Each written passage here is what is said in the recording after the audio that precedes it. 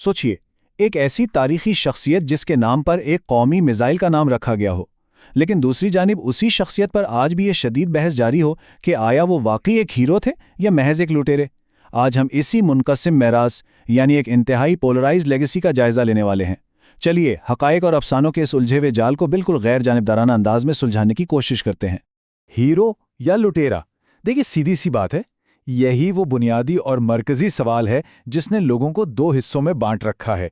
और आज की जो मॉडर्न कंट्रोवर्सी है वो बिल्कुल इसी सवाल के गिर्द घूमती है। अगर हम अपनी सोर्सेज पर नज़र डालें ना, तो दो बिल्कुल मुखालिफ तस्वीरें बनती हैं। एक तरफ हमारा सकाफती और अदबी बयानिया है जो इन्हें बड़ी अकीदत से एक बुत शिकन और दीन के मुहाफिज के तौर पर देखता है, और दूसरी तरफ अकेडमिक्स और पॉलिटिकल नाकदीन हैं जो इन्हें सिर्फ एक ऐसा हमला आवर मानते हैं जिसका वाहिद मकसद बेतहाशा दौलत लूटना था। अजीब बात है ना, एक ही इंसान लेकिन नज़रिए इतने मुख्तलिफ। तो चलिए, इससे पहले कि हम इन अफसानों की गहराई में जाएं, ज़रा हिस्टोरिकल फैक्ट्स और गजनवी सल्तनत की बुनियादों को समझ लेते हैं। महमूद ज़ाबली, जिन्हें हम महमूद गजनवी के नाम से ज़्यादा जानते हैं, 971 एडी में इनकी पैदाइश हुई और 998 में उन्होंने तख्त संभाला। उन्होंने वाकई गजनी की एक छोटी सी रियासत को एक इतनी बड़ी एम्पायर में बदल दिया था जो दरियाए ब्यास से लेकर दरियाए ऑक्सिस तक फैली हुई थी। और बात सिर्फ एक एम्पायर खड़ी करने की नहीं, वो एक इंतहाई निडर कमांडर थे। जरा सोचिए, जराए बताते हैं कि मैदान जंग में फ्रंट लाइन पर लड़ते हुए उनके जिस्म पर बेहतर जख्म आए थे, और इसी बेमिसाल बहादुरी पर उन्हें अमीनुल मुल्लत यानी अकीदे के मुहाफिज जैसे खिताबात मिले। उनका मिलिट्री कैरियर अगर आप देखें तो वो मुसलसल मुहिमात से भरा हुआ था। दहाइयों के अरसे में इन्होंने हिंदुस्तान पर 17 बड़े हमले किए।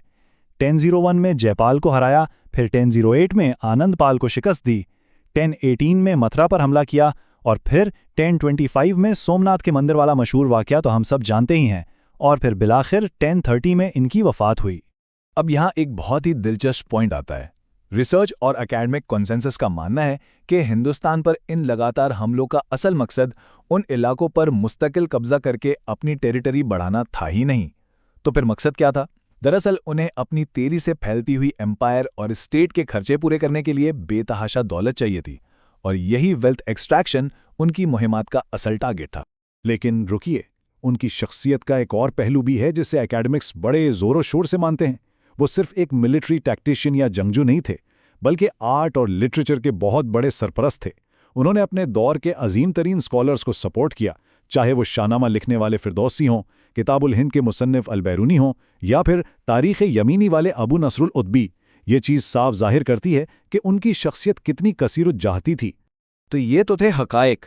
अब आते हैं इस कहानी के दूसरे हिस्से पर, जहाँ से वो हीरो नैरेटिव शुरू होता है, सकाफती याददाश्त और वो बुतशिकन वाला अफसाना। आपने इनायतुल अल्तमश की मशहूर हिस्टोरिकल नॉवेल्स में ज़रूर पढ़ा या सुना होगा। 1025 में जब सोमनाथ की मुहिम चल रही थी ना, तो कहा जाता है कि वहाँ के हिंदू पंडितों ने उन्हें बेपनाह दौलत ऑफर की ताकि बुत को टूटने से बचा लिया जाए। लेकिन उन दास्तानों के मुताबिक महमूद गजनवी ने वहाँ इनकार करते हुए एक ऐसा लेजेंडरी जुमला कहा जो तारीख में अमर हो गया। उन्होंने कहा, मैं बुत शिकन हूँ, बुत फरोश नहीं। बस इस एक जुमले ने उनकी शनाख्त को हमेशा के लिए एक आइडियल हीरो के रूप में सेट कर दिया। और ये कल्चरल अकीदत कोई मामूली बात नहीं है। अल्लामा इकबाल की शायरी को ही ले लीजिए। गजनवी और उनके वफादार गुलाम अयाज को इकबाल ने इस्लाम और इश्क की इंतहाई गहरी अलामतों के तौर पर इस्तेमाल किया। उनका वो मशहूर शेर है ना वो गजनवी में तड़प रही, ना वो खम है जुल्फ़े अयाज में। यह अकीदत आज भी इतनी गहरी है कि 20वीं सदी की अफ़गान लीडरशिप तक इसका बेहद एहतराम करती नजर आती है। अब आजकल एक नई बहस भी सामने आई है। मुबीन रशीद जैसे मुसन्निफीन बड़ी शिद्दत से ये बात उठाते हैं कि जदीद निज़ाम तालीम से इन हीरोज़ की कहानियां जानबूझकर हटाई जा रही हैं। इनका मानना है कि ये सब जियोपॉलिटिक्स और नए ताल्लुकात बनाने के चक्कर में हो रहा है, जिससे हमें ये साफ पता चलता है कि लोग अपनी कल्चरल मेमोरी को बचाने के लिए किस कदर हसास और फिक्रमंद हैं।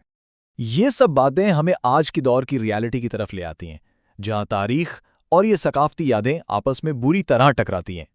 इस टकराव की एक बहुत क्लियर और हालिया मिसाल देखनी है। एक पॉलिटिकल कॉलम में एक वाक़ये का जिक्र हुआ जहां एक डिफेंस मिनिस्टर ने अपने बयान में गजनवी को सीधा सीधा लुटेरा कह दिया। और पता है इस पर क्या हुआ?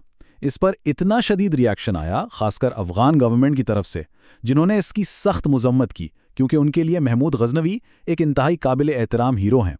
ये वाक़या बताता है कि आज के ज़माने में भी ये लेबल्स कितने ख़तरनाक हो सकते हैं। अगर हम वाकई इस पूरी बहस की डेप्थ को समझना चाहते हैं तो तारीख़-ए-फ़िरिश्ता जैसी किताबें हमें बड़ी कमाल की बात याद दिलाती हैं।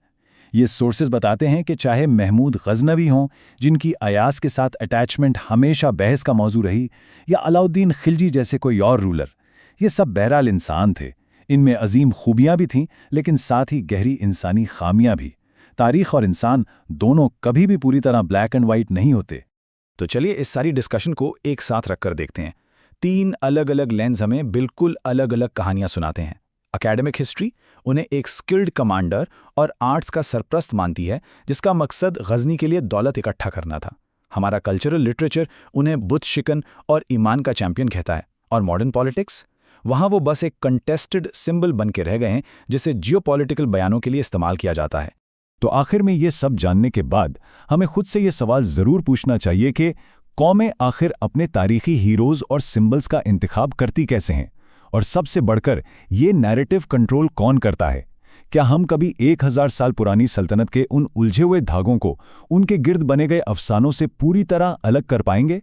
ज़रूर सोचिएगा।